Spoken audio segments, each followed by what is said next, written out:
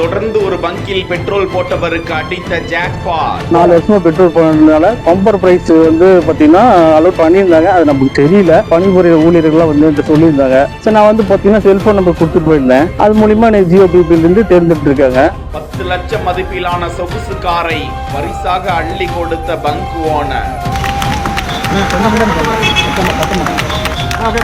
நாமக்கல் மாவட்டம் ராசிபுரம் அடுத்த பாலப்பாளையம் பகுதியை சேர்ந்த 45 வயதுடைய ரவி கார்பெண்டராக பணிபுரிந்து வருகிறார். அப்பகுதியில் உள்ள ஆண்டகளூர் கேட் என்ற பகுதியில் செயல்பட்டு வரும் பிரபலமான தனியார் பெட்ரோல் பங்கில் கடந்த 2021ஆம் ஆண்டிலிருந்து தினந்தோறும் ரவி பெட்ரோல் போட்டு செல்வதை வழக்கமாக வைத்திருக்கிறாராம். அந்த தனியார் பங்கில் நாடு முழுவதுமே ஸ்லோகன் போட்டி என்கிற தலைப்பில் தொடர்ந்து பெட்ரோல் போடும் நபர்கள் தேர்வு செய்யப்பட்டு தங்க நாணயம், பரிசு பொருட்கள், கார் என வழங்கி வருகிறார்களாம்.